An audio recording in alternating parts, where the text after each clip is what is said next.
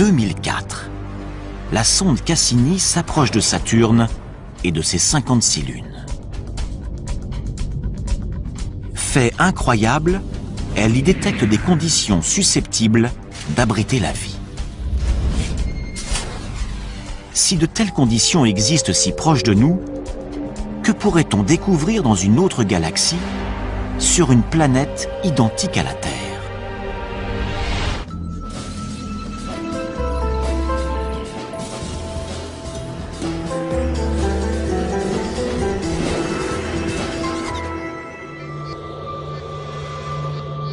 Depuis des millénaires, l'homme scrute les cieux en se demandant s'il est seul dans l'univers.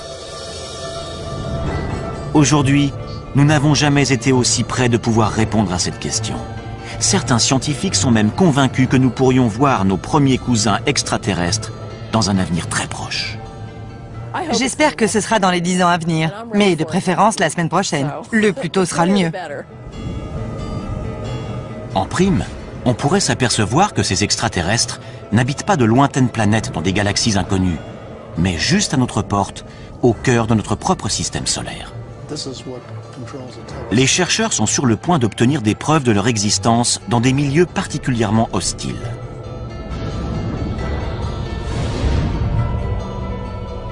Notre voyage dans l'espace va nous conduire en 7 endroits de notre système solaire, afin de découvrir où pourraient se trouver ces créatures et à quoi elles pourraient ressembler.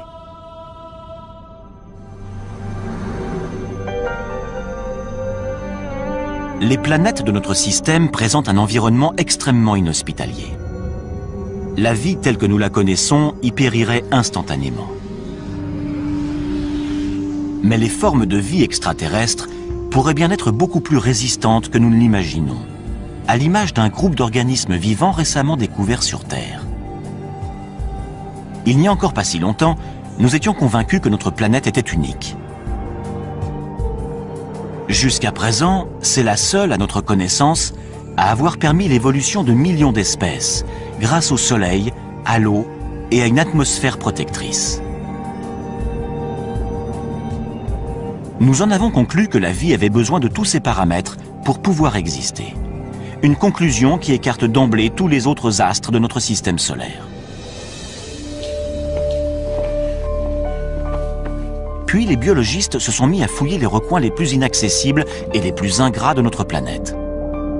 À leur grande surprise, ils y ont trouvé des organismes vivants et respirants. Ils les ont baptisés organismes extrémophiles. Certains peuvent vivre sans lumière ou sans oxygène. D'autres sont capables de supporter des pressions très élevées.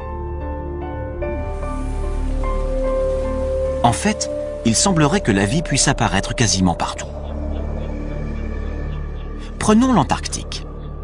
Après avoir étudié ces étendues désolées pendant des années, les chercheurs avaient perdu tout espoir d'y trouver la moindre trace de vie. Or, en 1999, des scientifiques ont extrait une roche située à 2 mètres sous la glace. Et lorsqu'ils l'ont cassée, ils ont découvert qu'elle grouillait de minuscules créatures. Par moins 56 degrés et à 2 mètres sous la glace, la vie a réussi à s'installer. Les biologistes découvrent de plus en plus de formes de vie. Évidemment, il ne s'agit pas de kangourous, mais d'organismes primaires vivant dans des milieux très froids ou très chauds, ou soumis à des pressions ou à des taux de radiation énormes.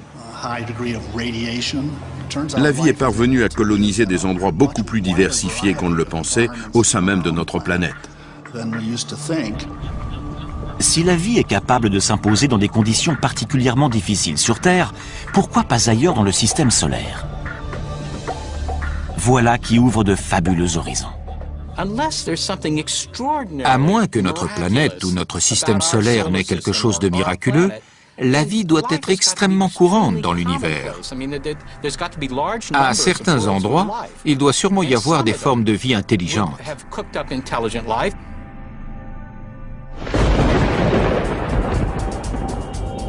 À l'origine, nous étions tous des créatures extrémophiles.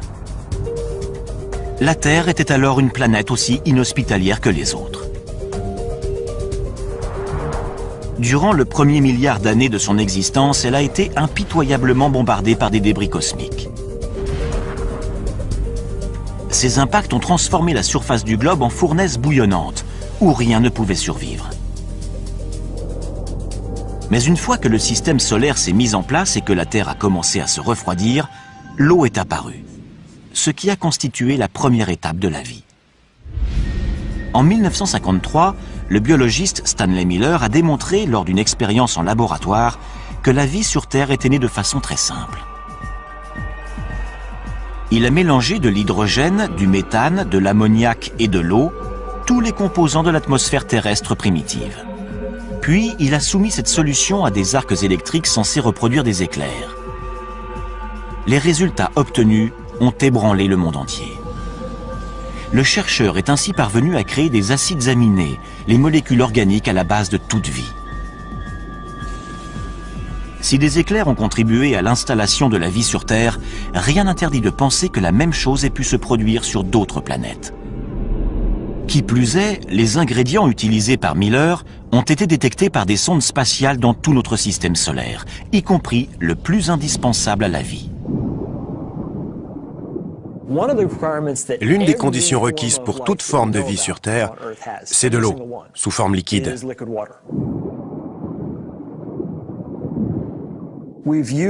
C'est la présence d'eau qui a guidé notre quête de milieux habitables.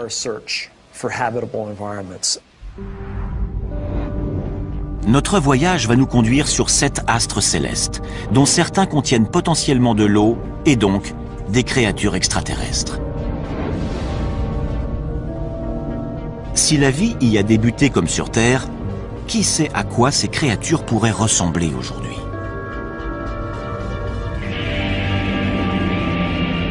Commençons par la planète la plus emblématique, située non loin de la nôtre, Mars.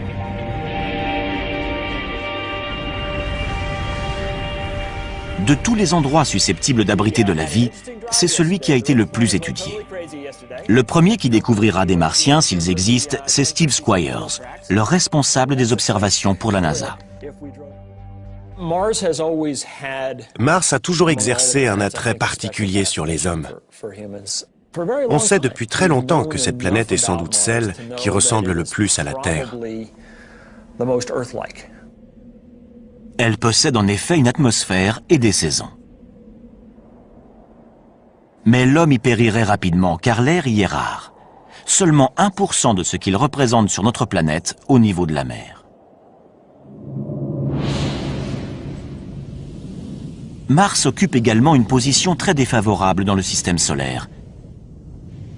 Elle se trouve à proximité de la ceinture d'astéroïdes. Et comme son atmosphère est trop mince pour la protéger, elle est constamment bombardée de corps célestes. Les tempêtes et les vents violents qui balayent son sol sablonneux durant des semaines entières créent des tornades qui peuvent atteindre les 8 km de haut.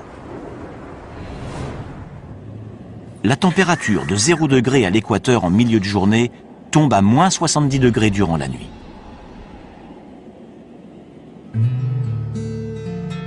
David Greenspoon est responsable du département d'astrobiologie au Musée de la Nature et des Sciences de Denver.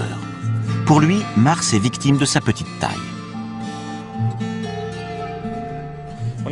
Quand je prends un café en hiver, je sais qu'un petit expresso va refroidir plus rapidement qu'un grand café.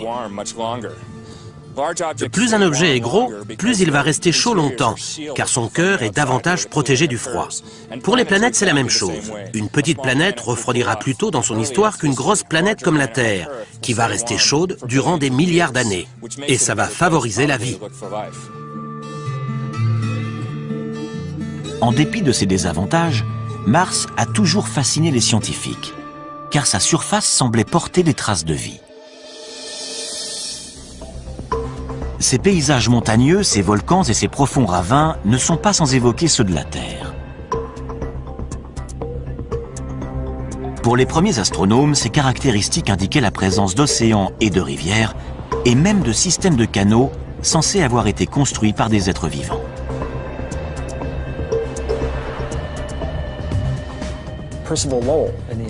En voyant ça, Percival Lowell, un astronome américain, a pensé que des tracés aussi rectilignes et réguliers étaient forcément le produit d'une forme de vie intelligente. Il avait raison. Le problème, c'est que la vie était du mauvais côté du télescope.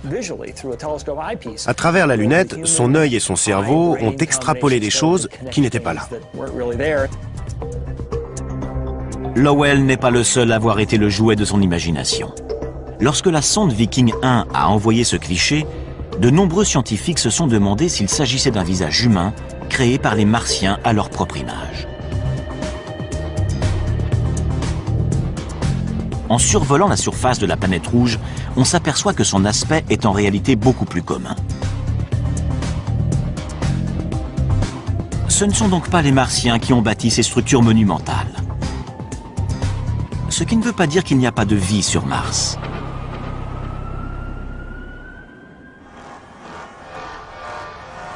Jusqu'à il y a peu, nous ne savions pas où chercher des extraterrestres dans notre système solaire. Pourtant, au cinéma, ils sont toujours parfaitement reconnaissables.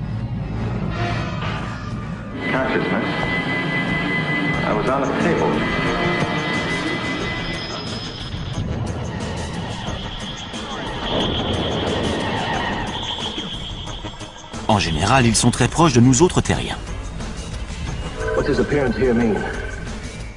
Hostiles ou adorables, nous les imaginons comme des versions mutantes de nous-mêmes. Ils ont 2 bras, 2 jambes, un nez, une bouche et aucun sens de l'humour dans les films. Seth Shostak est astronome au SETI, l'Institut de recherche d'une intelligence extraterrestre situé en Californie. Son travail consiste à écouter les ondes radio que pourrait émettre une lointaine société extraterrestre. Il n'y a aucune raison qu'ils nous ressemblent, qu'ils pensent comme nous ou qu'ils aient un langage. Rien que sur Terre, la nature peut prendre des formes très variées. S'il y a de la vie sur Mars, comment pourrait-elle survivre dans des conditions pareilles? Depuis les années 60, les scientifiques ont envoyé des dizaines de sondes sur la planète rouge. Les premières images de ces paysages désolés ont rapidement anéanti tout espoir d'y trouver des êtres dotés d'intelligence. Pour autant, Mars n'a pas livré tous ses secrets. S'il n'y a aucune preuve de canaux creusés par des Martiens, en revanche, il y a des traces indiquant une ancienne présence d'eau.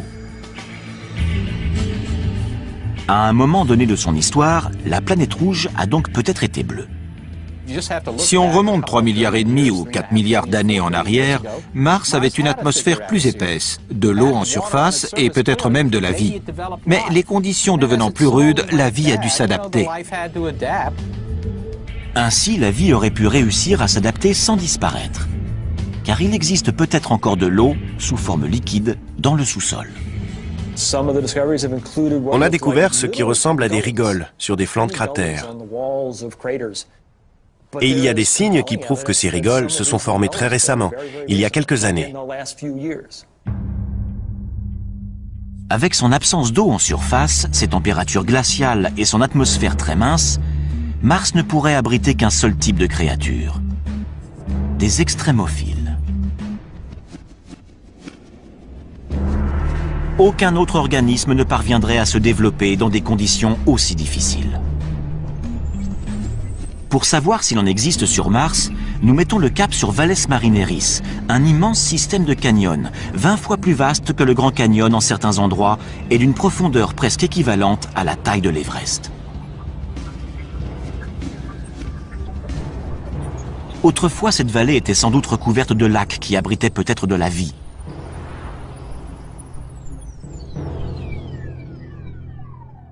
L'eau s'étant évaporée, les organismes vivants auraient pu évoluer pour s'adapter à leurs nouvelles conditions de vie. On ne saura à quoi ressemblent ces créatures extrémophiles qu'une fois qu'on les aura trouvées. Mais elles pourraient être semblables à celles qui existent dans les endroits les plus inhospitaliers de notre planète. Voici des biologistes hors du commun. Il s'agit d'astrobiologistes qui traquent les espèces terrestres qu'on serait susceptible de retrouver dans l'espace. Rocco Mancinelli est l'un d'eux, et il recherche des organismes extrémophiles martiens. Si certains se sont enterrés, comme c'est vraisemblablement le cas, que s'est-il passé? Ils ont trouvé des poches d'eau salée. Et qui peut vivre dans de l'eau salée? Des organismes halophiles.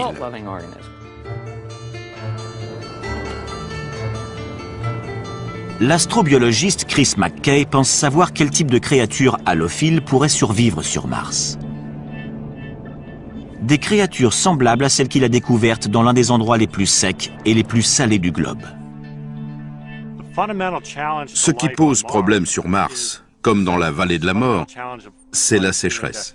C'est ce à quoi la vie a le plus de mal à s'adapter. Il y a des milliers d'années, un lac salé recouvrait la vallée de la mort, de la même façon que des lacs recouvraient les canyons de Mars. On approche. C'est encore un peu humide. On croirait que cette grande étendue blanche est stérile. Eh bien, en creusant, on a trouvé des couches d'algues et de bactéries. Elles vivent dans un environnement qui est très différent de celui qu'on trouve en surface. Voilà un endroit qui semble mort et pourtant, il suffit de gratter un peu pour y trouver de la vie. Cette couche d'algues vertes subsiste grâce à l'eau et à la lumière qui filtre à travers la croûte de sel. À son tour, cette algue nourrit les micro-organismes halophiles. Des structures désertiques de ce type, d'anciens lacs salés et asséchés, on va aussi en trouver sur Mars. Les déserts de sel ne sont pas les seuls endroits qui pourraient abriter des formes de vie martienne. La planète compte également de gigantesques volcans, dont certains 5 à 6 fois plus grands que ceux qu'on trouve sur Terre. L'astrobiologiste Penny Boston est spécialiste des tunnels de lave.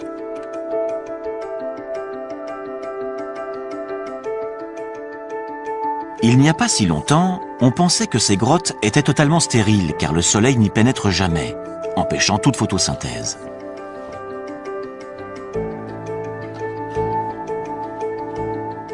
Mais dans ces tunnels de lave près d'Albuquerque, au Nouveau-Mexique, la scientifique a découvert de la vie. On sait qu'il y a énormément de tunnels de lave sur Mars. Donc ici, on a l'occasion d'étudier leur formation et les organismes qui y vivent.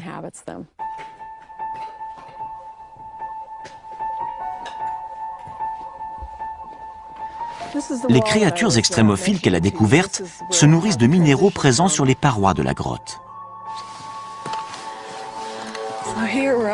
Quand on s'approche, on voit des taches blanches à la surface du basalte noir.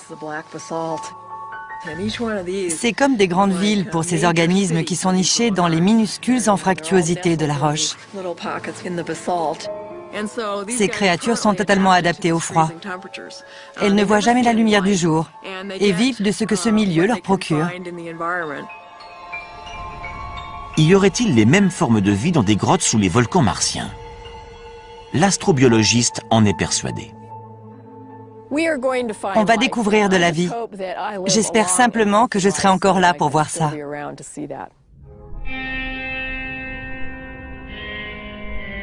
Nous avons peut-être déjà côtoyé des Martiens sans le savoir. Non pas en nous rendant sur leur planète, mais en les recevant sur la nôtre. Il y a 16 millions d'années, un astéroïde s'est écrasé sur Mars et a propulsé une roche de 2 kilos dans l'espace. Cette roche s'est dirigée vers la Terre et a atterri en Antarctique. 2 scientifiques de la NASA, David McKay et Everett Gibson, ont eu la surprise de découvrir des fossiles à l'intérieur. L'eau a creusé de minuscules tunnels dans la roche. Et dans ces tunnels, les 2 chercheurs ont trouvé ce qu'ils pensent être des traces de vie bactérienne. Ce sont des microbes morts, fossilisés. À certains endroits, on ne voit plus leur forme, simplement l'empreinte qu'ils ont laissée. Des êtres vivants venus de Mars? Peut-être. Notre équipe est convaincue qu'il s'agit d'organismes vivants fossilisés. On ne l'a pas encore établi avec certitude, donc beaucoup de gens sont encore sceptiques, mais on continue à rassembler des preuves. Les résultats sont concluants. Notre but est de démontrer qu'il s'agit bien de fossiles d'êtres vivants. Et les recherches ne font que commencer. En mai 2008, la NASA a envoyé sur Mars une sonde baptisée Phoenix. Elle a recueilli des fragments de glace et transmis des milliers de clichés avant de cesser de fonctionner en novembre 2008. La NASA projette maintenant d'envoyer des scientifiques sur Mars.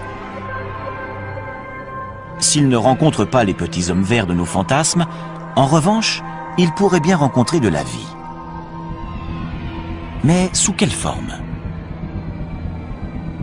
Sans doute des créatures souterraines capables de survivre avec très peu d'eau.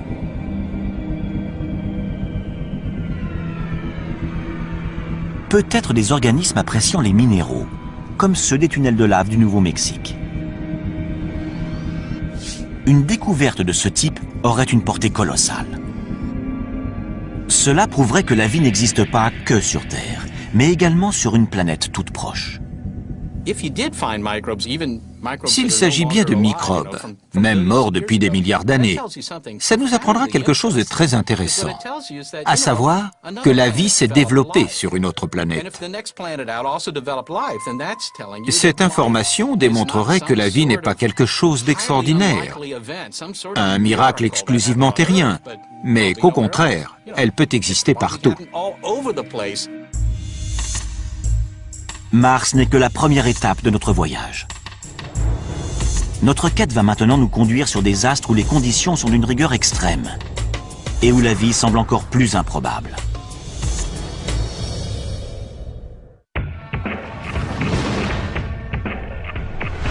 Nous mettons le cap sur la ceinture d'astéroïdes située entre Mars et Jupiter.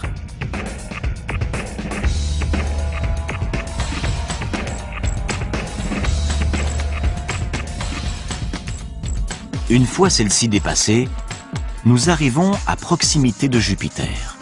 C'est la plus grande planète de notre système solaire, mais elle est particulièrement hostile à la vie en raison de ses gaz toxiques et de sa pesanteur très importante. Il fait très froid sur Jupiter et son atmosphère très épaisse, de plusieurs dizaines de milliers de kilomètres, est composée de méthane et d'ammoniac, qui entrent notamment dans la composition des détergents. Mais Jupiter a plus de 60 lunes. De prime abord, ces lunes semblent peu à même d'accueillir de la vie.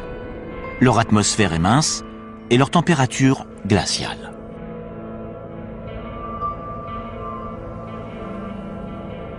Sur Callisto, il fait moins 250 degrés.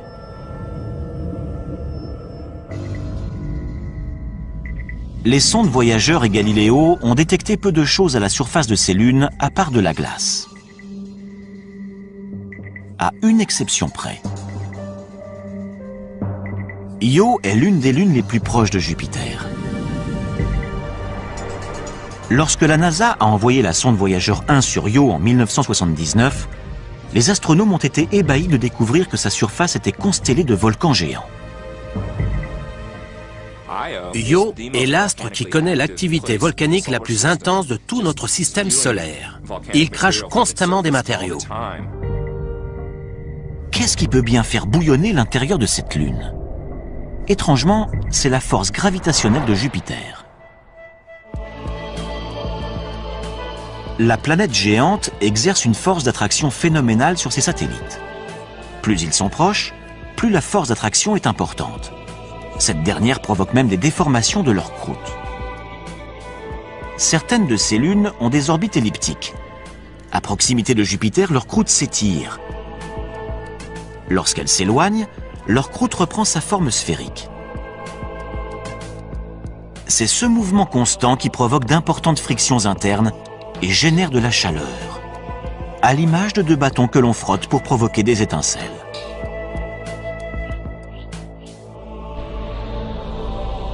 L'attraction de Jupiter réchauffe ainsi Io de l'intérieur. Mais ses fumées volcaniques et son absence d'eau la rendent peu apte à abriter de la vie.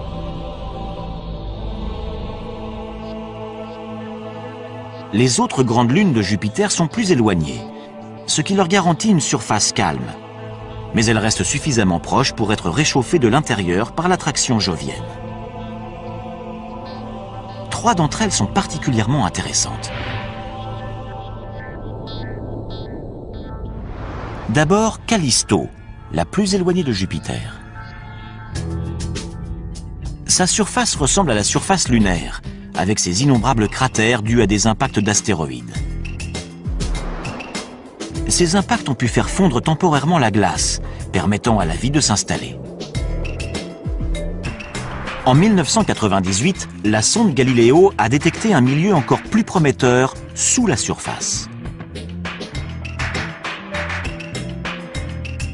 Les roches radioactives et l'énorme pression qui règne en son centre génèrent de la chaleur.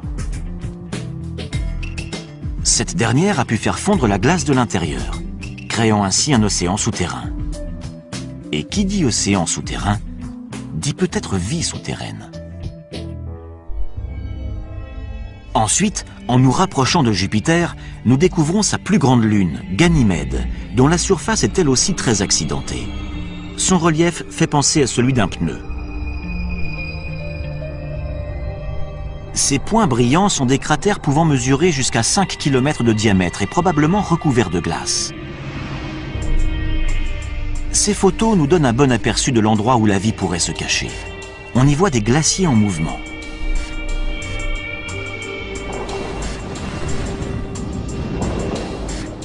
Semblables à ceux que l'on trouve sur Terre. Ces glaciers qui avancent sont également le signe d'une chaleur interne. Comme Callisto, Ganymède pourrait posséder un océan enfoui sous 200 km de glace. Enfin, la troisième et la plus fascinante des lunes joviennes. Baptisée Europe, c'est la plus proche de Jupiter. Cette proximité laisse penser que son cœur est beaucoup plus chaud que celui de Callisto ou de Ganymède.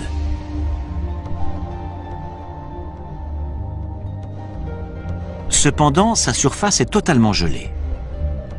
Mais entre les deux, il pourrait y avoir une zone tempérée propice à la vie. De gigantesques fissures balafrent sa surface, signe que son épaisse couche de glace est en perpétuel mouvement. Sur Terre, on voit des fissures identiques au niveau de la banquise qui recouvre l'océan Arctique. La couche de glace qui recouvre Europe pourrait ainsi dissimuler le plus vaste océan de tout le système solaire. Un océan 2 fois plus grand que la Terre. Notre planète ne serait donc pas la seule à posséder de l'eau sous forme liquide. Et cette eau pourrait être porteuse de vie.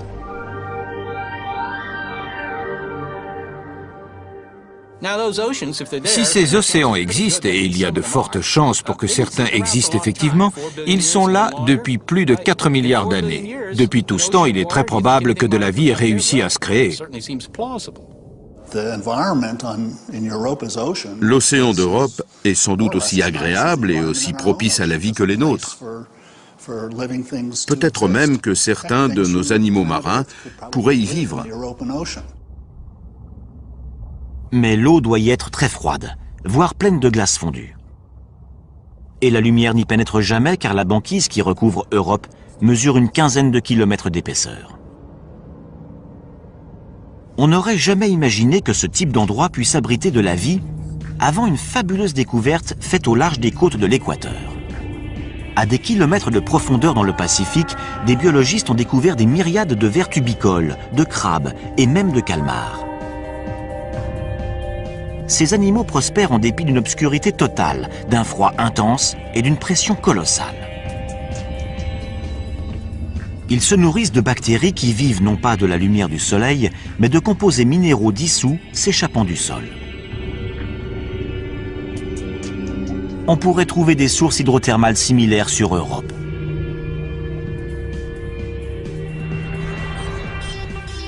Afin de le vérifier, les scientifiques de la NASA aimeraient envoyer un robot sur place. D'autres voudraient envoyer un cryobo, un robot perforateur qui ferait fondre la glace et enverrait une sonde dans le liquide situé en dessous. Ce n'est pas difficile à faire. Il suffirait de faire fondre la glace sur une épaisseur d'une quinzaine de kilomètres et de faire descendre une ligne équipée d'une caméra et d'une lampe pour voir ce qu'il y a.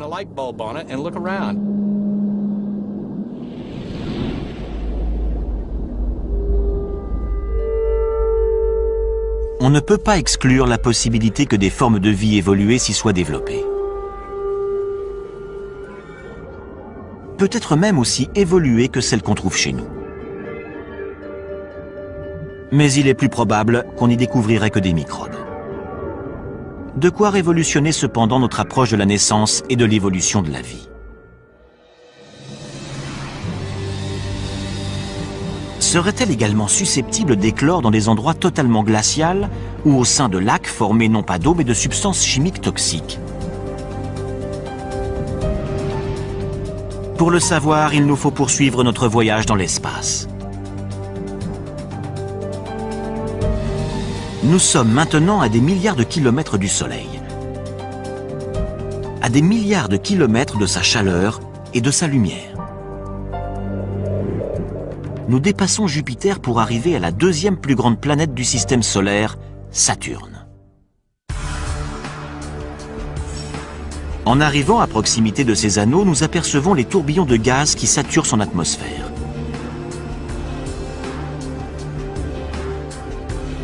Nous ressentons également son attraction, moindre que celle de Jupiter, mais néanmoins considérable. Nous continuons à avancer, car il n'y a aucune chance de trouver de la vie sur les anneaux de Saturne. Ils sont composés de roches et de glace qui vont de la taille d'un grain de sucre à celle d'une maison.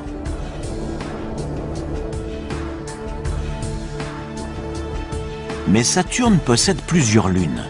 Jusqu'à présent, nous en avons compté 56. Nous nous dirigeons vers l'une d'elles. Il s'agit d'un petit satellite de 500 km de diamètre baptisé Enceladus.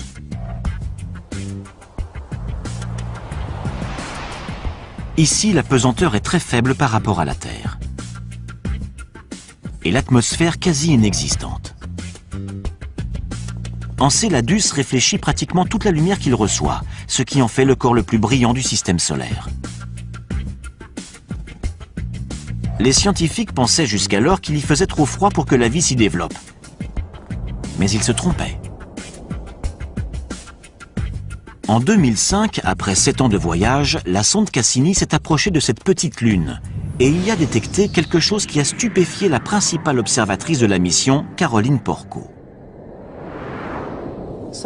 Voici l'image qui nous a arrêtés.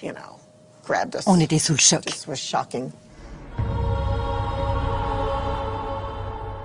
Il s'agit de panaches de vapeur d'eau en provenance d'un geyser. Au contact du vide glacial de l'espace, la vapeur d'eau chaude se transforme en jet de glace. En l'absence de pesanteur pour les ralentir, les nuages de glace peuvent devenir aussi gros que l'astre lui-même. La scientifique n'a jamais rien vu de tel. C'est le rêve pour un astronome de découvrir un corps comme Enceladus. Ces jets, ces fontaines, crachent de la vapeur et de la neige gelée à des centaines de kilomètres au-dessus du pôle sud d'Enceladus. La conclusion s'impose d'elle-même. Enceladus bout de l'intérieur. Comme dans le cas de Jupiter, le formidable champ gravitationnel de Saturne déforme ses satellites, créant ainsi friction et chaleur en leur centre. À la lumière de nos connaissances actuelles, on peut en déduire qu'il y a sans doute de l'eau sous la surface. Les modèles qu'on possède aujourd'hui pour expliquer ces projections indiquent que les températures sont suffisamment élevées pour créer de la vapeur d'eau. Chaleur, eau, même aux confins du système solaire, les principaux ingrédients de la vie semblent réunis. Mais quelle créature pourrait vivre dans un geyser? On peut en avoir une petite idée grâce aux sources chaudes qu'on trouve sur Terre. On pensait autrefois qu'il n'y avait aucun être vivant dans les fontaines du parc national de Yellowstone, jusqu'à ce que des biologistes n'y découvrent des microbes se nourrissant des minéraux dissous dans l'eau. On les désigne sous le nom de thermophiles. Les plus résistants, baptisés hyperthermophiles, sont capables de vivre dans de l'eau en ébullition. Pourrait-il y avoir des micro-organismes thermophiles sur Enceladus? Pour le savoir, reprenons notre voyage spatial. Les températures à proximité de la surface avoisinent les moins 200 degrés, trop froides pour espérer y trouver de la vie. Mais y en aurait-il dans les eaux chaudes situées en profondeur? Dans l'épannage de vapeur d'eau au-dessus d'Enceladus, la sonde Cassini a détecté du gaz carbonique et du méthane, des éléments susceptibles de nourrir la vie sous la surface, de la même façon que les minéraux des sources de Yellowstone nourrissent les microbes. Cet astre contient très probablement de l'eau à l'intérieur. Il a également montré qu'il possédait des composés organiques simples et d'autres éléments qui lui confèrent un intérêt astrobiologique indéniable au sein de notre système solaire. Et les bonnes surprises ne s'arrêtent pas là. Les astronomes ont également découvert des signes prometteurs sur Titan, une autre lune de Saturne. Mais c'est sans doute la moins à même d'abriter de la vie.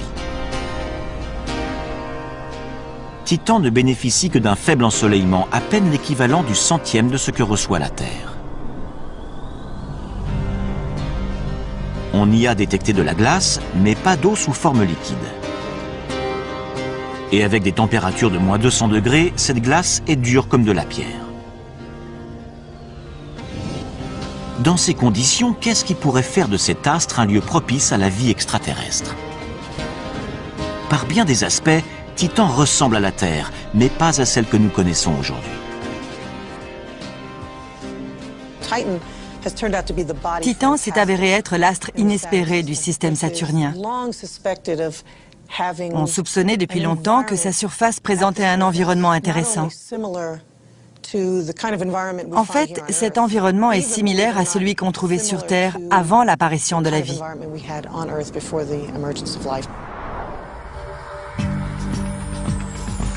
Titan a tellement intrigué les membres de l'équipe de Caroline Porco que la sonde Cassini y a largué un module en 2005.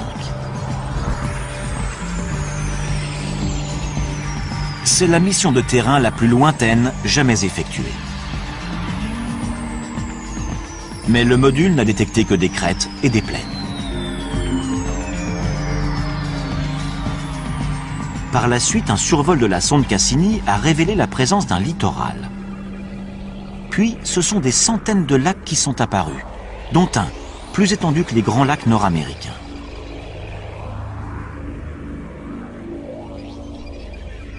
C'est la première fois qu'on découvre du liquide à la surface d'un corps céleste autre que la Terre.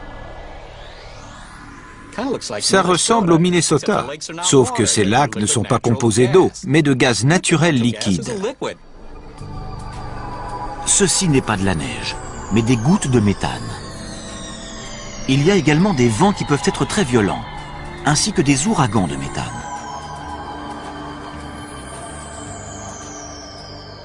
Le méthane se comporte de la même façon que l'eau. Il tombe sous forme de pluie, il s'évapore, il coule en rivière. C'est la même chose sur Terre, sauf que sur Titan, c'est du méthane. Les paysages de Titan ressemblent à ça. Imaginez un ciel orange à cause des particules organiques. Imaginez que tout ce blanc, c'est de la glace très dure en raison du froid qui règne sur Titan, et que cette eau, c'est du méthane liquide. Des conditions similaires existaient sur notre planète il y a 4 milliards d'années. C'est pourquoi les scientifiques pensent que Titan pourrait abriter de la vie. Les réactions chimiques se produisent même à très basse température. Ça prend beaucoup plus de temps, mais Titan a eu 4 milliards d'années pour arriver à créer quelque chose. Ce quelque chose a dû se créer sans eau sous forme liquide, ce qui ne s'est encore jamais vu. Mais les scientifiques n'excluent pas cette hypothèse pour autant. Le méthane, si abondant sur Titan, a pu se substituer à l'eau.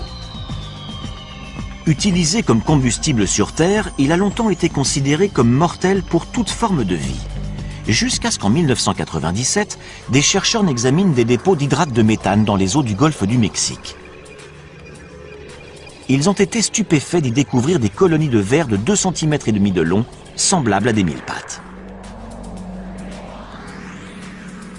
Ils pensent que ces vers se nourrissent de bactéries mangeuses de méthane. En général, les choses qu'on pense être mortelles sont potentiellement porteuses de vie. Souvent, l'évolution parvient à trouver des solutions pour utiliser cette énergie plutôt que d'être détruite par elle. Mais il reste un obstacle majeur à la vie à la surface de Titan. La faiblesse de son champ magnétique. Les êtres vivants seraient alors exposés aux radiations cosmiques. Mais ceci ne serait pas un problème pour des organismes extrémophiles, identiques à ceux que des biologistes ont découverts vivants autour du réacteur contaminé de Tchernobyl. Certains baignaient même dans des rejets radioactifs toxiques et se nourrissaient de molécules en décomposition.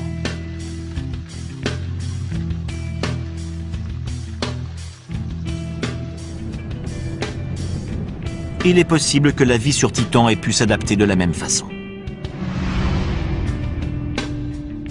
Ces lacs de méthane abritent peut-être des bactéries amatrices de substances chimiques.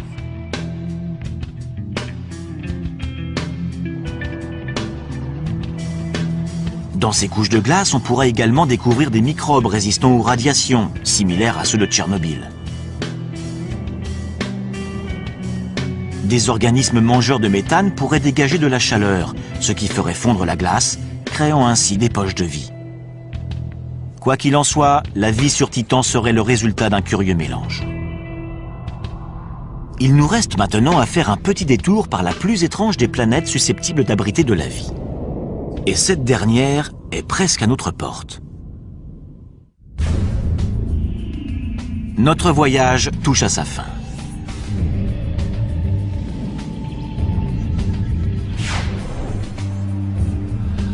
Après nous être rendus au cœur de déserts glacés, d'océans souterrains et de lacs de méthane, nous revenons en direction de la Terre pour faire une halte sur l'astre le plus extrême de tous, Vénus, la planète du système solaire la plus proche de nous. Si la vie parvenait à s'installer ici, elle pourrait exister quasiment partout.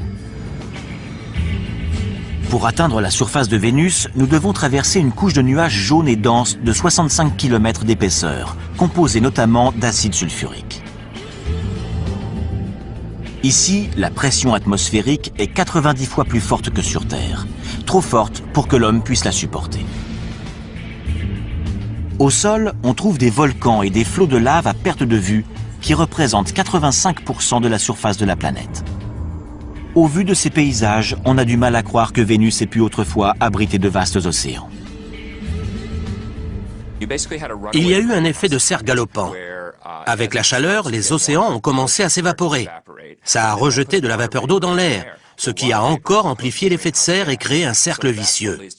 Les océans ont disparu et tout le CO2 s'est retrouvé dans l'atmosphère, ce qui fait qu'on a aujourd'hui une planète très chaude avec un énorme effet de serre. Avec des températures avoisinant les 460 degrés, Vénus est plus chaude que Mercure, la planète la plus proche du Soleil. Sa surface est on ne peut plus hostile à la vie. La vie telle qu'on la connaît ne pourrait pas survivre sur Vénus. Les molécules organiques seraient déchiquetées par les gaz brûlants. Mais ce n'est pas sa surface qui nous intéresse, c'est son atmosphère. En 1982, la sonde spatiale soviétique Venera 14 a survolé Vénus. Dans des nuages situés à 50 km d'altitude, elle a mesuré des températures beaucoup plus clémentes qu'au sol. Elle y a également détecté des molécules d'eau.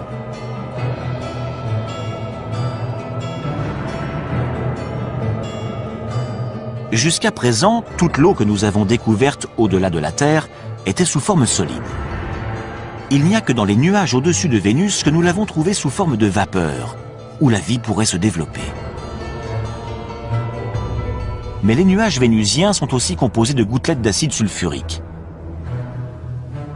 Or, on pensait que rien ne pouvait vivre dans cette substance.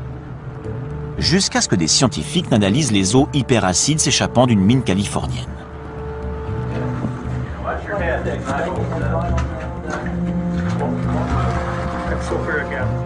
Dans de l'acide sulfurique suffisamment corrosif pour attaquer des métaux, des vêtements ou de la chair humaine, ils ont découvert des organismes extrémophiles. Ces créatures acidophiles se nourrissent de composés sulfurés comme le sulfure de fer. Ils dévorent le fer et rejettent l'acide sulfurique. Des êtres extrémophiles de ce type flotteraient-ils au-dessus de Vénus? L'astrobiologiste David Grinspoon pense que c'est envisageable.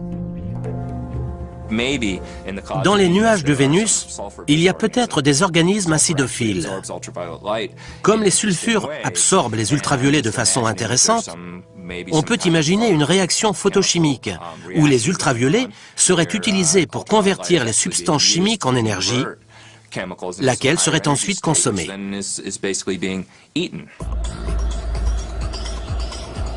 À quoi pourraient bien ressembler ces organismes extraterrestres s'ils existent?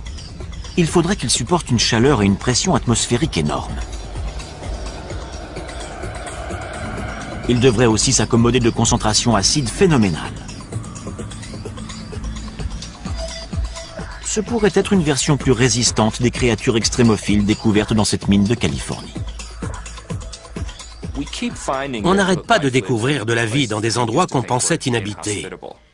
Donc, quand on entend « c'est impossible qu'il y ait de la vie dans les nuages vénusiens », il faut être très méfiant parce que ça traduit simplement notre ignorance ou notre manque d'inventivité. Or, la nature est beaucoup plus inventive que nous et semble toujours trouver des solutions à ces problèmes. Fort de tout ce que nous avons découvert, nous revenons vers notre planète bleue, tempérée et luxuriante.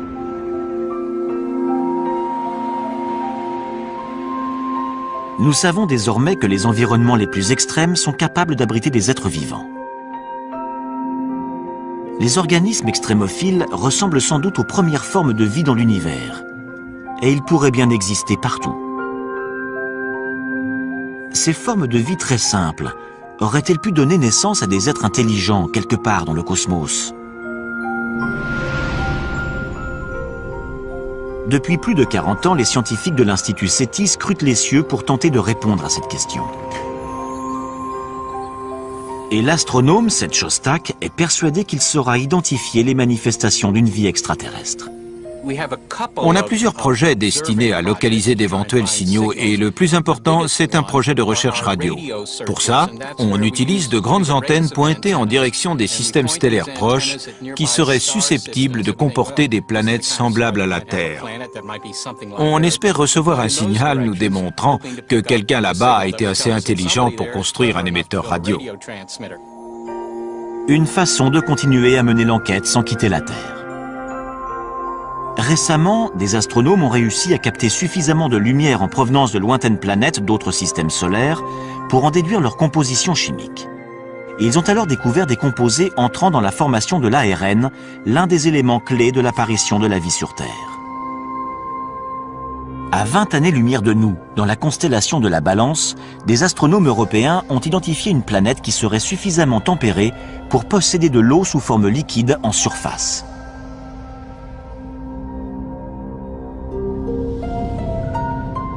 Dans les années 70, 4 sondes ont été envoyées dans l'espace.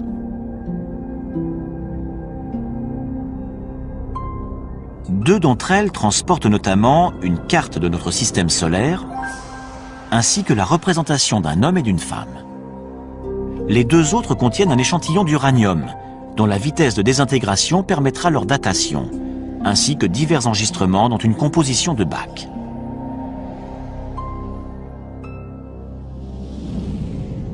Mais nous n'aurons pas de réponse à ces messages spatiaux de sitôt, car ces cartes postales de la Terre mettront 80 000 ans avant d'atteindre l'étoile la plus proche.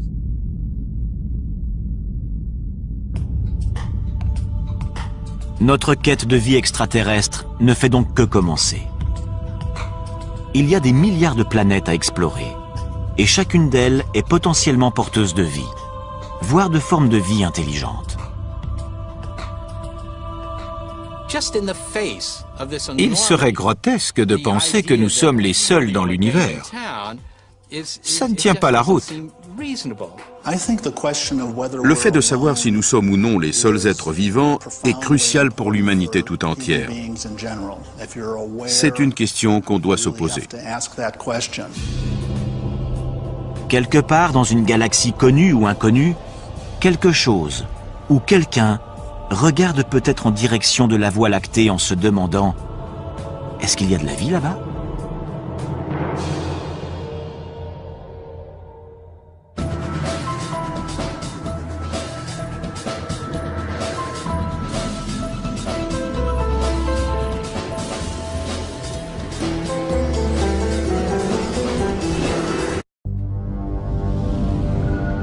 2004. La sonde Cassini s'approche de Saturne et de ses 56 lunes.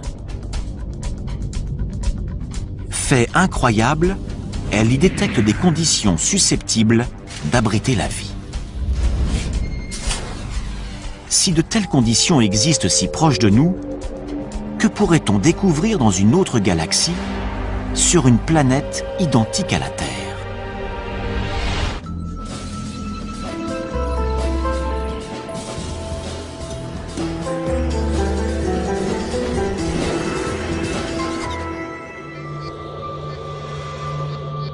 Depuis des millénaires, l'homme scrute les cieux en se demandant s'il est seul dans l'univers. Aujourd'hui, nous n'avons jamais été aussi près de pouvoir répondre à cette question. Certains scientifiques sont même convaincus que nous pourrions voir nos premiers cousins extraterrestres dans un avenir très proche. J'espère que ce sera dans les 10 ans à venir, mais de préférence la semaine prochaine. Le plus tôt sera le mieux.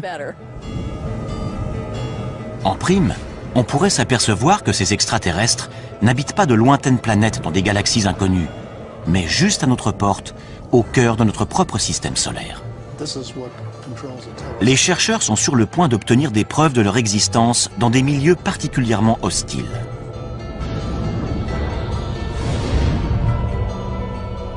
Notre voyage dans l'espace va nous conduire en 7 endroits de notre système solaire, afin de découvrir où pourraient se trouver ces créatures et à quoi elles pourraient ressembler.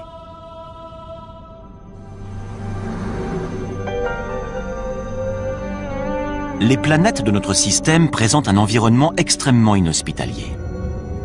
La vie telle que nous la connaissons y périrait instantanément. Mais les formes de vie extraterrestres pourraient bien être beaucoup plus résistantes que nous ne l'imaginons, à l'image d'un groupe d'organismes vivants récemment découverts sur Terre. Il n'y a encore pas si longtemps, nous étions convaincus que notre planète était unique. Jusqu'à présent, c'est la seule, à notre connaissance, à avoir permis l'évolution de millions d'espèces, grâce au Soleil, à l'eau et à une atmosphère protectrice. Nous en avons conclu que la vie avait besoin de tous ces paramètres pour pouvoir exister. Une conclusion qui écarte d'emblée tous les autres astres de notre système solaire. Puis les biologistes se sont mis à fouiller les recoins les plus inaccessibles et les plus ingrats de notre planète. À leur grande surprise, ils y ont trouvé des organismes vivants et respirants. Ils les ont baptisés organismes extrémophiles. Certains peuvent vivre sans lumière ou sans oxygène. D'autres sont capables de supporter des pressions très élevées. En fait, il semblerait que la vie puisse apparaître quasiment partout. Prenons l'Antarctique. Après avoir étudié ces étendues désolées pendant des années, les chercheurs avaient perdu tout espoir d'y trouver la moindre trace de vie. Or, en 1999, des scientifiques ont extrait une roche située à 2 mètres sous la glace. Et lorsqu'ils l'ont cassée, ils ont découvert qu'elle grouillait de minuscules créatures. Par moins 56 degrés et à 2 mètres sous la glace, la vie a réussi à s'installer. Les biologistes découvrent de plus en plus de formes de vie. Évidemment, il ne s'agit pas de kangourous, mais d'organismes primaires vivant dans des milieux très froids ou très chauds, ou soumis à des pressions ou à des taux de radiation énormes. La vie est parvenue à coloniser des endroits beaucoup plus diversifiés qu'on ne le pensait au sein même de notre planète. Si la vie est capable de s'imposer dans des conditions particulièrement difficiles sur Terre, pourquoi pas ailleurs dans le système solaire? Voilà qui ouvre de fabuleux horizons. À moins que notre planète ou notre système solaire n'ait quelque chose de miraculeux, la vie doit être extrêmement courante dans l'univers. À certains endroits, il doit sûrement y avoir des formes de vie intelligentes.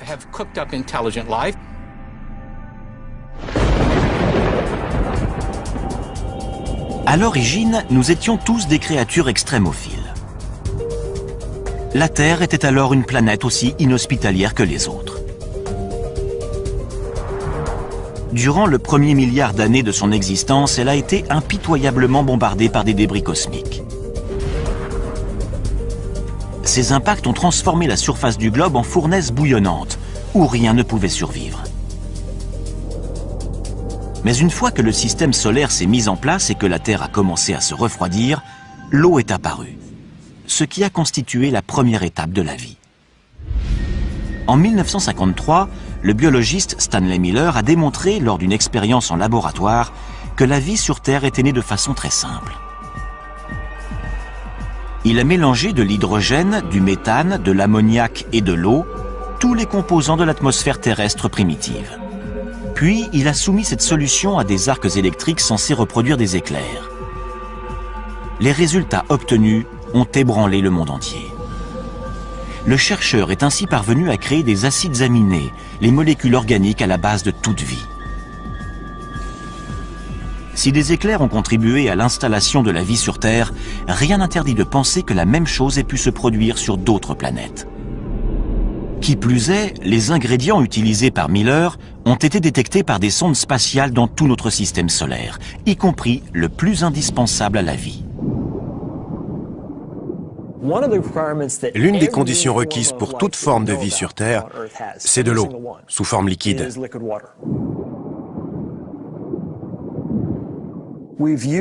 C'est la présence d'eau qui a guidé notre quête de milieux habitables.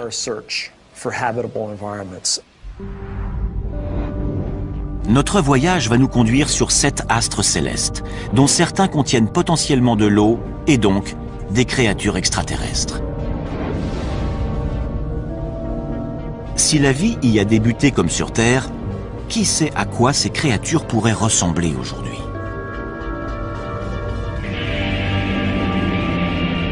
Commençons par la planète la plus emblématique, située non loin de la nôtre, Mars.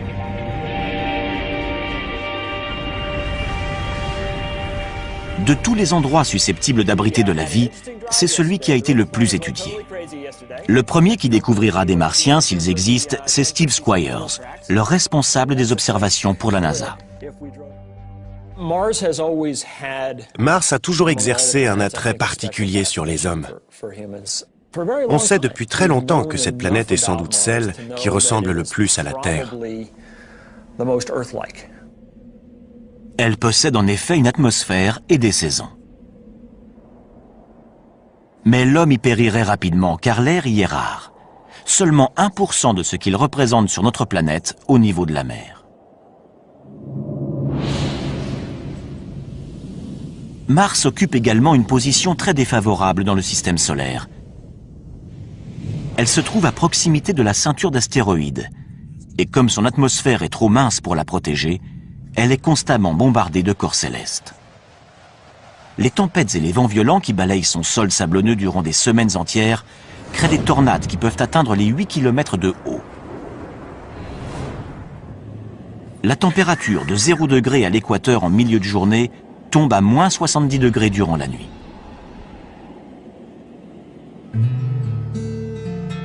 David Grinspoon est responsable du département d'astrobiologie au Musée de la Nature et des Sciences de Denver. Pour lui, Mars est victime de sa petite taille. Quand je prends un café en hiver, je sais qu'un petit expresso va refroidir plus rapidement qu'un grand café. Plus un objet est gros, plus il va rester chaud longtemps, car son cœur est davantage protégé du froid. Pour les planètes, c'est la même chose. Une petite planète refroidira plus tôt dans son histoire qu'une grosse planète comme la Terre, qui va rester chaude durant des milliards d'années.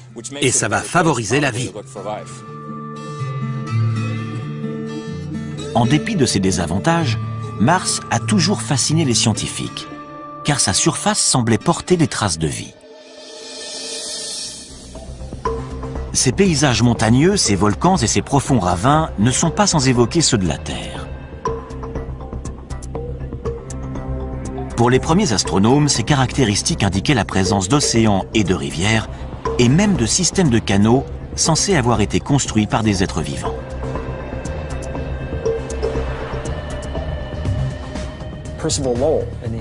En voyant ça, Percival Lowell, un astronome américain, a pensé que des tracés aussi rectilignes et réguliers étaient forcément le produit d'une forme de vie intelligente. Il avait raison. Le problème, c'est que la vie était du mauvais côté du télescope. À travers la lunette, son œil et son cerveau ont extrapolé des choses qui n'étaient pas là. Lowell n'est pas le seul à avoir été le jouet de son imagination. Lorsque la sonde Viking 1 a envoyé ce cliché, de nombreux scientifiques se sont demandé s'il s'agissait d'un visage humain créé par les Martiens à leur propre image. En survolant la surface de la planète rouge, on s'aperçoit que son aspect est en réalité beaucoup plus commun. Ce ne sont donc pas les Martiens qui ont bâti ces structures monumentales. Ce qui ne veut pas dire qu'il n'y a pas de vie sur Mars.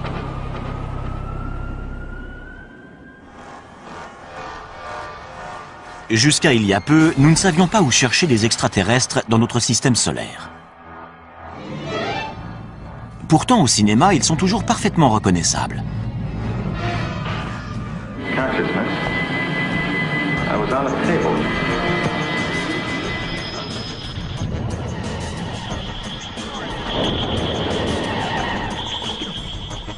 En général, ils sont très proches de nous autres terriens. Hostiles ou adorables, nous les imaginons comme des versions mutantes de nous-mêmes. Ils ont 2 bras, 2 jambes, un nez, une bouche et aucun sens de l'humour dans les films.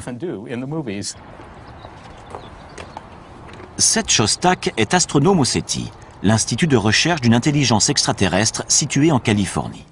Son travail consiste à écouter les ondes radio que pourrait émettre une lointaine société extraterrestre. Il n'y a aucune raison qu'ils nous ressemblent, qu'ils pensent comme nous ou qu'ils aient un langage.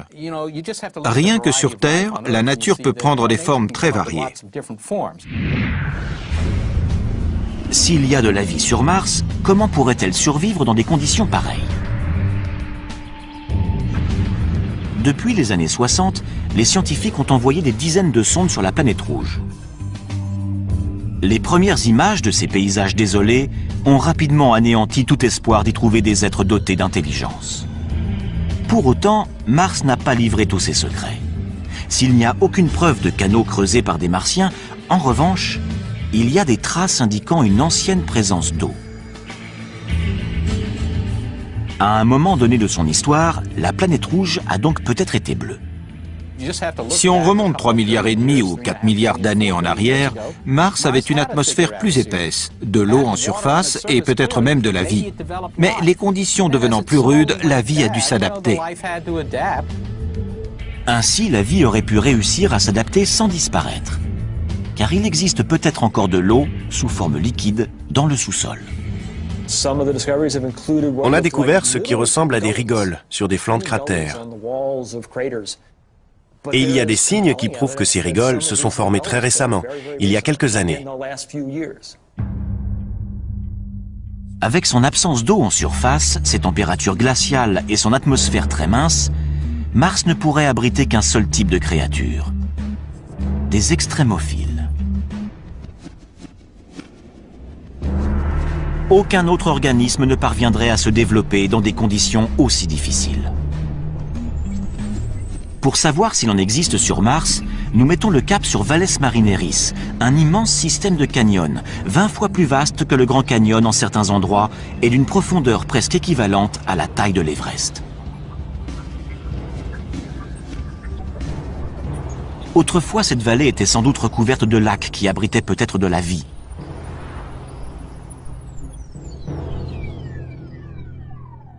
L'eau s'étant évaporée, les organismes vivants auraient pu évoluer pour s'adapter à leurs nouvelles conditions de vie.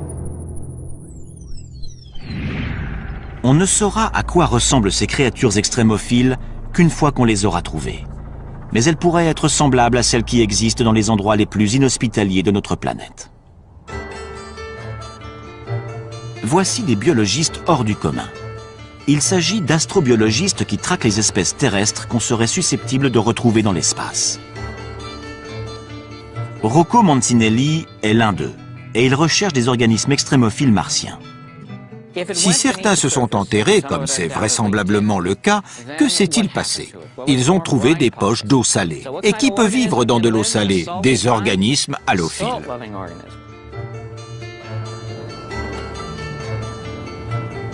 L'astrobiologiste Chris McKay pense savoir quel type de créature halophile pourrait survivre sur Mars. Des créatures semblables à celles qu'il a découvertes dans l'un des endroits les plus secs et les plus salés du globe. Ce qui pose problème sur Mars, comme dans la vallée de la mort, c'est la sécheresse. C'est ce à quoi la vie a le plus de mal à s'adapter. Il y a des milliers d'années, un lac salé recouvrait la vallée de la mort, de la même façon que des lacs recouvraient les canyons de Mars. On approche. C'est encore un peu humide. On croirait que cette grande étendue blanche est stérile. Eh bien, en creusant, on a trouvé des couches d'algues et de bactéries. Elles vivent dans un environnement qui est très différent de celui qu'on trouve en surface. Voilà un endroit qui semble mort et pourtant, il suffit de gratter un peu pour y trouver de la vie.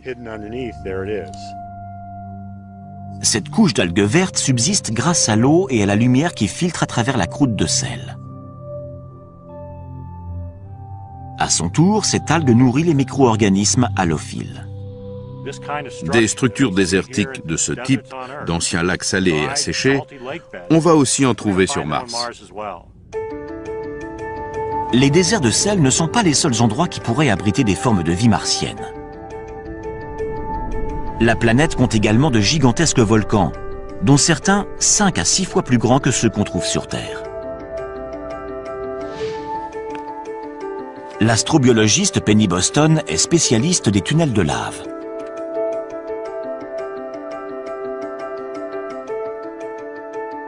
Il n'y a pas si longtemps, on pensait que ces grottes étaient totalement stériles car le soleil n'y pénètre jamais, empêchant toute photosynthèse.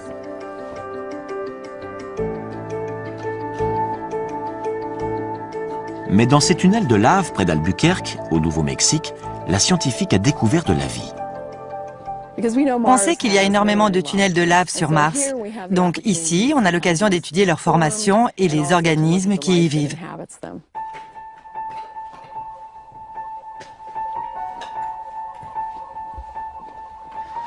Les créatures extrémophiles qu'elle a découvertes se nourrissent de minéraux présents sur les parois de la grotte.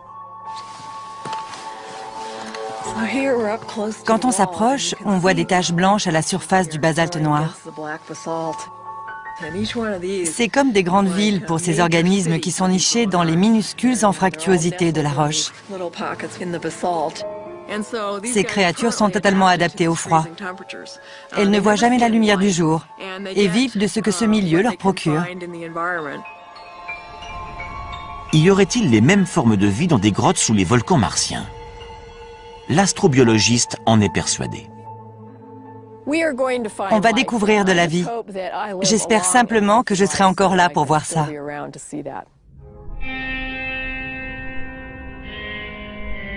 Nous avons peut-être déjà côtoyé des Martiens sans le savoir.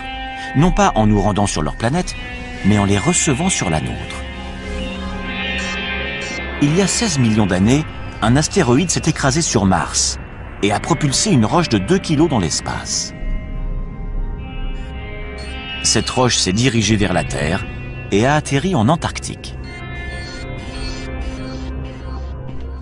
2 scientifiques de la NASA, David McKay et Everett Gibson, ont eu la surprise de découvrir des fossiles à l'intérieur. L'eau a creusé de minuscules tunnels dans la roche. Et dans ces tunnels, les 2 chercheurs ont trouvé ce qu'ils pensent être des traces de vie bactérienne. Ce sont des microbes morts, fossilisés. À certains endroits, on ne voit plus leur forme, simplement l'empreinte qu'ils ont laissée. Des êtres vivants venus de Mars? Peut-être. Notre équipe est convaincue qu'il s'agit d'organismes vivants fossilisés. On ne l'a pas encore établi avec certitude, donc beaucoup de gens sont encore sceptiques, mais on continue à rassembler des preuves. Les résultats sont concluants. Notre but est de démontrer qu'il s'agit bien de fossiles d'êtres vivants. Et les recherches ne font que commencer. En mai 2008, la NASA a envoyé sur Mars une sonde baptisée Phoenix. Elle a recueilli des fragments de glace et transmis des milliers de clichés avant de cesser de fonctionner en novembre 2008. La NASA projette maintenant d'envoyer des scientifiques sur Mars. S'ils ne rencontrent pas les petits hommes verts de nos fantasmes, en revanche, ils pourraient bien rencontrer de la vie. Mais sous quelle forme? Sans doute des créatures souterraines capables de survivre avec très peu d'eau.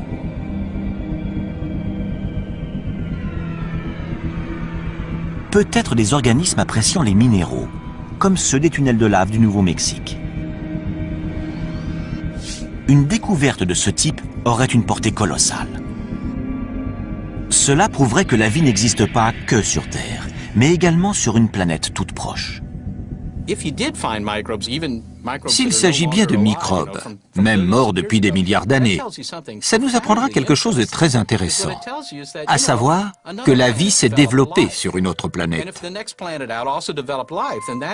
Cette information démontrerait que la vie n'est pas quelque chose d'extraordinaire, un miracle exclusivement terrien, mais qu'au contraire, elle peut exister partout. Mars n'est que la première étape de notre voyage.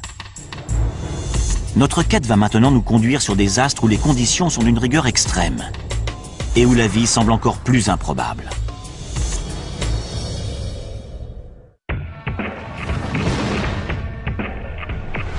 Nous mettons le cap sur la ceinture d'astéroïdes située entre Mars et Jupiter.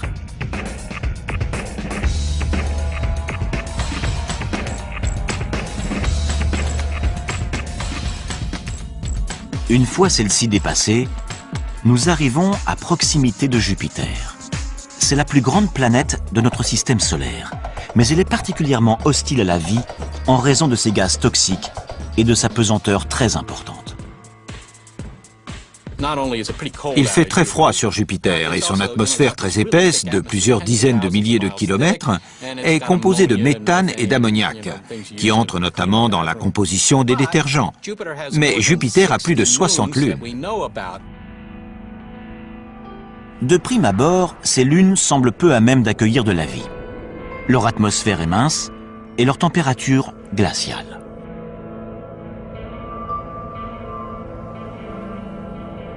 Sur Callisto, il fait moins 250 degrés.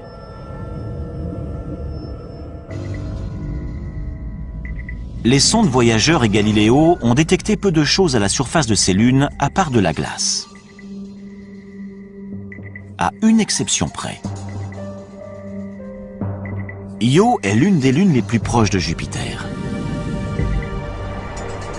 Lorsque la NASA a envoyé la sonde Voyageur 1 sur Io en 1979, les astronomes ont été ébahis de découvrir que sa surface était constellée de volcans géants. Io est l'astre qui connaît l'activité volcanique la plus intense de tout notre système solaire. Il crache constamment des matériaux. Qu'est-ce qui peut bien faire bouillonner l'intérieur de cette lune? Étrangement, c'est la force gravitationnelle de Jupiter. La planète géante exerce une force d'attraction phénoménale sur ses satellites. Plus ils sont proches, plus la force d'attraction est importante. Cette dernière provoque même des déformations de leur croûte. Certaines de ces lunes ont des orbites elliptiques. À proximité de Jupiter, leur croûte s'étire. Lorsqu'elle s'éloigne, leur croûte reprend sa forme sphérique. C'est ce mouvement constant qui provoque d'importantes frictions internes et génère de la chaleur, à l'image de deux bâtons que l'on frotte pour provoquer des étincelles.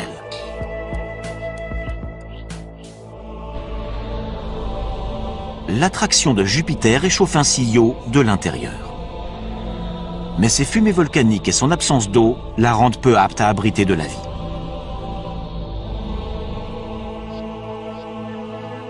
Les autres grandes lunes de Jupiter sont plus éloignées, ce qui leur garantit une surface calme. Mais elles restent suffisamment proches pour être réchauffées de l'intérieur par l'attraction jovienne. 3 d'entre elles sont particulièrement intéressantes. D'abord, Callisto, la plus éloignée de Jupiter. Sa surface ressemble à la surface lunaire, avec ses innombrables cratères dus à des impacts d'astéroïdes. Ces impacts ont pu faire fondre temporairement la glace, permettant à la vie de s'installer. En 1998, la sonde Galileo a détecté un milieu encore plus prometteur sous la surface. Les roches radioactives et l'énorme pression qui règne en son centre génèrent de la chaleur. Cette dernière a pu faire fondre la glace de l'intérieur, créant ainsi un océan souterrain. Et qui dit océan souterrain, dit peut-être vie souterraine.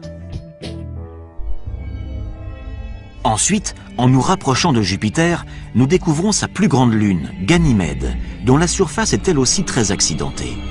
Son relief fait penser à celui d'un pneu. Ces points brillants sont des cratères pouvant mesurer jusqu'à 5 km de diamètre et probablement recouverts de glace.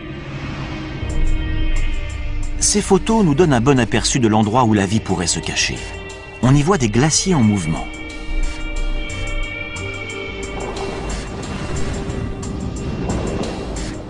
Semblables à ceux que l'on trouve sur Terre. Ces glaciers qui avancent sont également le signe d'une chaleur interne. Comme Callisto, Ganymède pourrait posséder un océan enfoui sous 200 km de glace. Enfin, la troisième et la plus fascinante des lunes joviennes. Baptisée Europe, c'est la plus proche de Jupiter.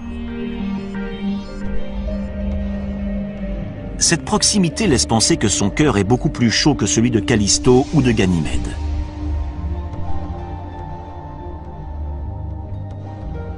Cependant, sa surface est totalement gelée. Mais entre les deux, il pourrait y avoir une zone tempérée propice à la vie.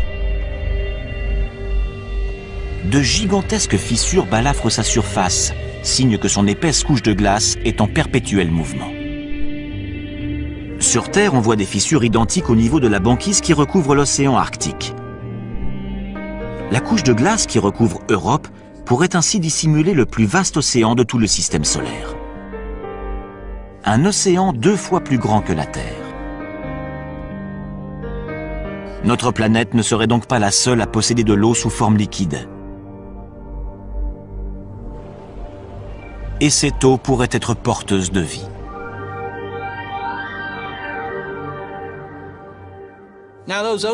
Si ces océans existent, et il y a de fortes chances pour que certains existent effectivement, ils sont là depuis plus de 4 milliards d'années. Depuis tout ce temps, il est très probable que de la vie ait réussi à se créer.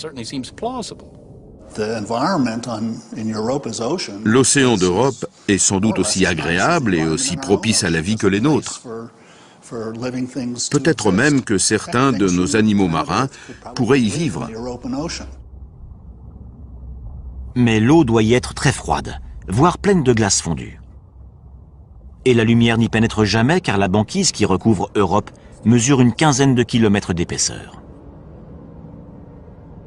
On n'aurait jamais imaginé que ce type d'endroit puisse abriter de la vie avant une fabuleuse découverte faite au large des côtes de l'équateur. À des kilomètres de profondeur dans le Pacifique, des biologistes ont découvert des myriades de vers tubicoles, de crabes et même de calmars. Ces animaux prospèrent en dépit d'une obscurité totale, d'un froid intense et d'une pression colossale. Ils se nourrissent de bactéries qui vivent non pas de la lumière du soleil, mais de composés minéraux dissous s'échappant du sol. On pourrait trouver des sources hydrothermales similaires sur Europe.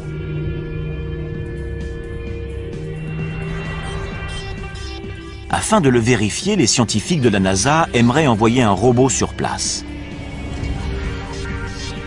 D'autres voudraient envoyer un cryobo, un robot perforateur qui ferait fondre la glace et enverrait une sonde dans le liquide situé en dessous. Ce n'est pas difficile à faire. Il suffirait de faire fondre la glace sur une épaisseur d'une quinzaine de kilomètres et de faire descendre une ligne équipée d'une caméra et d'une lampe pour voir ce qu'il y a.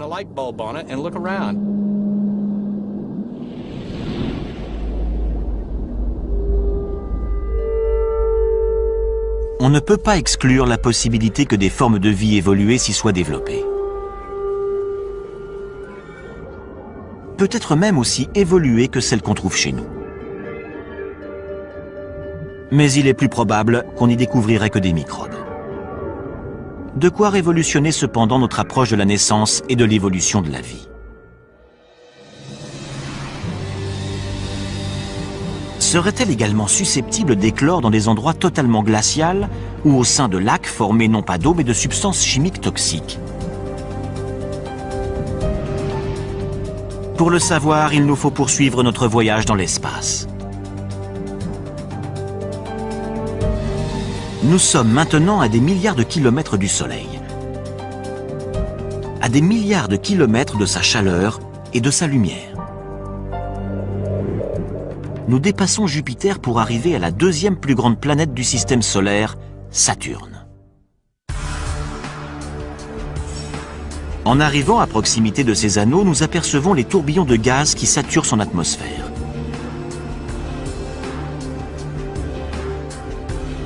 Nous ressentons également son attraction, moindre que celle de Jupiter, mais néanmoins considérable. Nous continuons à avancer, car il n'y a aucune chance de trouver de la vie sur les anneaux de Saturne. Ils sont composés de roches et de glace qui vont de la taille d'un grain de sucre à celle d'une maison.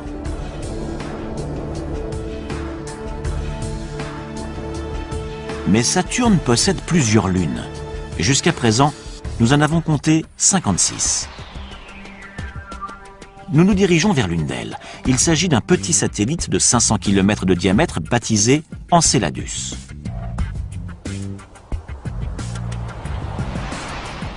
Ici, la pesanteur est très faible par rapport à la Terre. Et l'atmosphère quasi inexistante. Enceladus réfléchit pratiquement toute la lumière qu'il reçoit, ce qui en fait le corps le plus brillant du système solaire. Les scientifiques pensaient jusqu'alors qu'il y faisait trop froid pour que la vie s'y développe. Mais ils se trompaient. En 2005, après 7 ans de voyage, la sonde Cassini s'est approchée de cette petite lune et y a détecté quelque chose qui a stupéfié la principale observatrice de la mission, Caroline Porco. Voici l'image qui nous a arrêtés. On était sous le choc.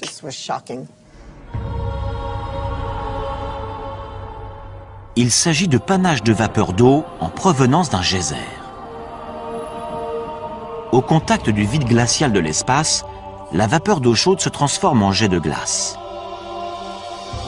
En l'absence de pesanteur pour les ralentir, les nuages de glace peuvent devenir aussi gros que l'astre lui-même. La scientifique n'a jamais rien vu de tel. C'est le rêve pour un astronome de découvrir un corps comme Enceladus. Ces jets, ces fontaines, crachent de la vapeur et de la neige gelée à des centaines de kilomètres au-dessus du pôle sud d'Enceladus. La conclusion s'impose d'elle-même. Enceladus bout de l'intérieur. Comme dans le cas de Jupiter, le formidable champ gravitationnel de Saturne déforme ses satellites, créant ainsi friction et chaleur en leur centre. À la lumière de nos connaissances actuelles, on peut en déduire qu'il y a sans doute de l'eau sous la surface. Les modèles qu'on possède aujourd'hui pour expliquer ces projections indiquent que les températures sont suffisamment élevées pour créer de la vapeur d'eau. Chaleur, eau, même aux confins du système solaire, les principaux ingrédients de la vie semblent réunis. Mais quelle créature pourrait vivre dans un geyser? On peut en avoir une petite idée grâce aux sources chaudes qu'on trouve sur Terre. On pensait autrefois qu'il n'y avait aucun être vivant dans les fontaines du parc national de Yellowstone, jusqu'à ce que des biologistes n'y découvrent des microbes se nourrissant des minéraux dissous dans l'eau.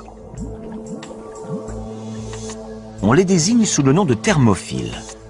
Les plus résistants, baptisés hyperthermophiles, sont capables de vivre dans de l'eau en ébullition. Pourrait-il y avoir des micro-organismes thermophiles sur Enceladus? Pour le savoir, reprenons notre voyage spatial. Les températures à proximité de la surface avoisinent les moins de 100 degrés. Trop froides pour espérer y trouver de la vie. Mais y en aurait-il dans les eaux chaudes situées en profondeur? 2004. La sonde Cassini s'approche de Saturne et de ses 56 lunes. Fait incroyable, elle y détecte des conditions susceptibles d'abriter la vie.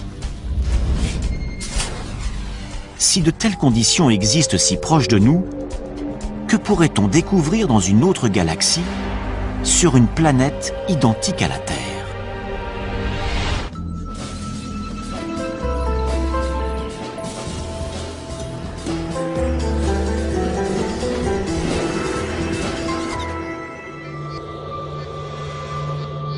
Depuis des millénaires, l'homme scrute les cieux en se demandant s'il est seul dans l'univers. Aujourd'hui, nous n'avons jamais été aussi près de pouvoir répondre à cette question. Certains scientifiques sont même convaincus que nous pourrions voir nos premiers cousins extraterrestres dans un avenir très proche. J'espère que ce sera dans les 10 ans à venir, mais de préférence la semaine prochaine. Le plus tôt sera le mieux. En prime, on pourrait s'apercevoir que ces extraterrestres n'habitent pas de lointaines planètes dans des galaxies inconnues, mais juste à notre porte, au cœur de notre propre système solaire. Les chercheurs sont sur le point d'obtenir des preuves de leur existence dans des milieux particulièrement hostiles.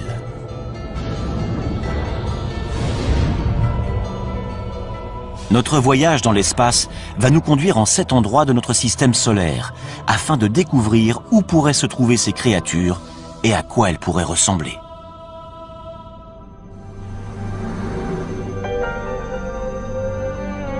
Les planètes de notre système présentent un environnement extrêmement inhospitalier. La vie telle que nous la connaissons y périrait instantanément. Mais les formes de vie extraterrestres pourraient bien être beaucoup plus résistantes que nous ne l'imaginons, à l'image d'un groupe d'organismes vivants récemment découverts sur Terre. Il n'y a encore pas si longtemps, nous étions convaincus que notre planète était unique. Jusqu'à présent, c'est la seule, à notre connaissance, à avoir permis l'évolution de millions d'espèces, grâce au Soleil, à l'eau et à une atmosphère protectrice.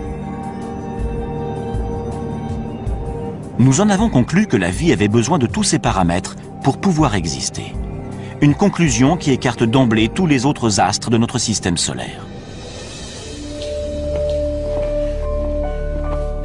Puis les biologistes se sont mis à fouiller les recoins les plus inaccessibles et les plus ingrats de notre planète. À leur grande surprise, ils y ont trouvé des organismes vivants et respirants. Ils les ont baptisés organismes extrémophiles. Certains peuvent vivre sans lumière ou sans oxygène. D'autres sont capables de supporter des pressions très élevées. En fait, il semblerait que la vie puisse apparaître quasiment partout. Prenons l'Antarctique. Après avoir étudié ces étendues désolées pendant des années, les chercheurs avaient perdu tout espoir d'y trouver la moindre trace de vie. Or, en 1999, des scientifiques ont extrait une roche située à 2 mètres sous la glace. Et lorsqu'ils l'ont cassée, ils ont découvert qu'elle grouillait de minuscules créatures. Par moins 56 degrés et à 2 mètres sous la glace, la vie a réussi à s'installer. Les biologistes découvrent de plus en plus de formes de vie. Évidemment, il ne s'agit pas de kangourous, mais d'organismes primaires vivant dans des milieux très froids ou très chauds, ou soumis à des pressions ou à des taux de radiation énormes. La vie est parvenue à coloniser des endroits beaucoup plus diversifiés qu'on ne le pensait au sein même de notre planète. Si la vie est capable de s'imposer dans des conditions particulièrement difficiles sur Terre, pourquoi pas ailleurs dans le système solaire? Voilà qui ouvre de fabuleux horizons. À moins que notre planète ou notre système solaire n'ait quelque chose de miraculeux, la vie doit être extrêmement courante dans l'univers. À certains endroits, il doit sûrement y avoir des formes de vie intelligentes.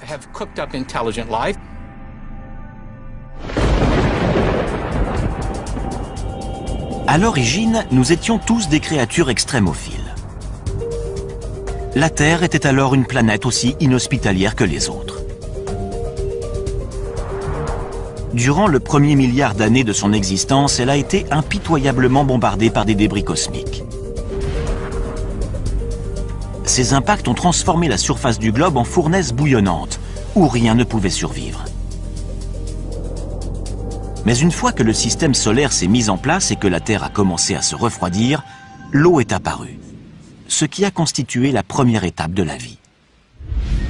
En 1953, le biologiste Stanley Miller a démontré, lors d'une expérience en laboratoire, que la vie sur Terre était née de façon très simple. Il a mélangé de l'hydrogène, du méthane, de l'ammoniac et de l'eau, tous les composants de l'atmosphère terrestre primitive. Puis, il a soumis cette solution à des arcs électriques censés reproduire des éclairs. Les résultats obtenus ont ébranlé le monde entier. Le chercheur est ainsi parvenu à créer des acides aminés, les molécules organiques à la base de toute vie. Si des éclairs ont contribué à l'installation de la vie sur Terre, rien n'interdit de penser que la même chose ait pu se produire sur d'autres planètes. Qui plus est, les ingrédients utilisés par Miller ont été détectés par des sondes spatiales dans tout notre système solaire, y compris le plus indispensable à la vie. L'une des conditions requises pour toute forme de vie sur Terre, c'est de l'eau, sous forme liquide.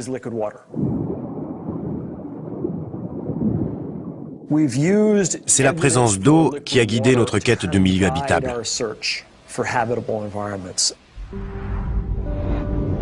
Notre voyage va nous conduire sur 7 astres célestes, dont certains contiennent potentiellement de l'eau et donc des créatures extraterrestres. Si la vie y a débuté comme sur Terre, qui sait à quoi ces créatures pourraient ressembler aujourd'hui?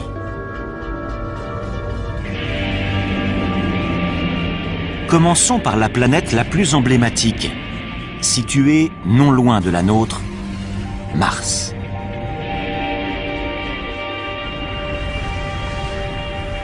De tous les endroits susceptibles d'abriter de la vie, c'est celui qui a été le plus étudié.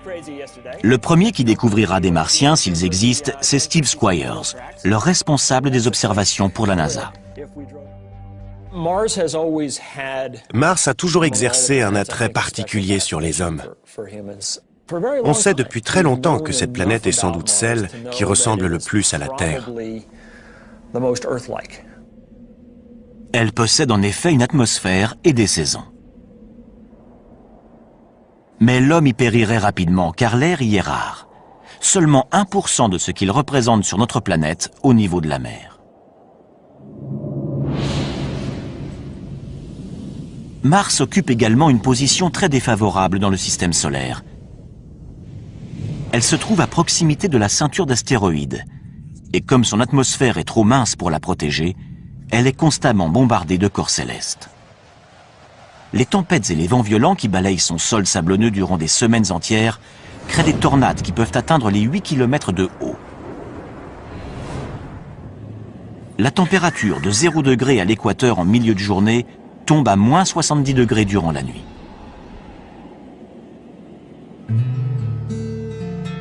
David Grinspoon est responsable du département d'astrobiologie au Musée de la Nature et des Sciences de Denver. Pour lui, Mars est victime de sa petite taille. Quand je prends un café en hiver, je sais qu'un petit expresso va refroidir plus rapidement qu'un grand café. Plus un objet est gros, plus il va rester chaud longtemps, car son cœur est davantage protégé du froid. Pour les planètes, c'est la même chose. Une petite planète refroidira plus tôt dans son histoire qu'une grosse planète comme la Terre, qui va rester chaude durant des milliards d'années. Et ça va favoriser la vie. En dépit de ses désavantages, Mars a toujours fasciné les scientifiques, car sa surface semblait porter des traces de vie. Ses paysages montagneux, ses volcans et ses profonds ravins ne sont pas sans évoquer ceux de la Terre. Pour les premiers astronomes, ces caractéristiques indiquaient la présence d'océans et de rivières, et même de systèmes de canaux censés avoir été construits par des êtres vivants.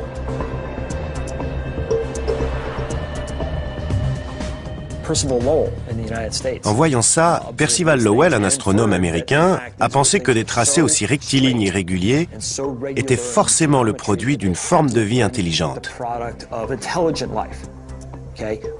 Il avait raison. Le problème, c'est que la vie était du mauvais côté du télescope. À travers la lunette, son œil et son cerveau ont extrapolé des choses qui n'étaient pas là. Lowell n'est pas le seul à avoir été le jouet de son imagination. Lorsque la sonde Viking 1 a envoyé ce cliché, de nombreux scientifiques se sont demandé s'il s'agissait d'un visage humain créé par les Martiens à leur propre image. En survolant la surface de la planète rouge, on s'aperçoit que son aspect est en réalité beaucoup plus commun. Ce ne sont donc pas les Martiens qui ont bâti ces structures monumentales.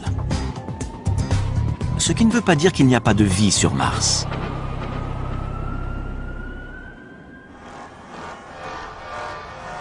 Jusqu'à il y a peu, nous ne savions pas où chercher des extraterrestres dans notre système solaire. Pourtant, au cinéma, ils sont toujours parfaitement reconnaissables.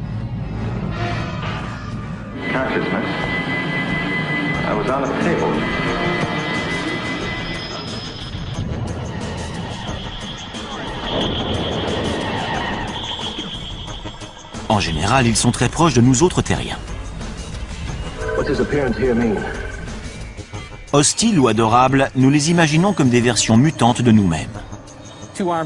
Ils ont 2 bras, 2 jambes, un nez, une bouche et aucun sens de l'humour dans les films.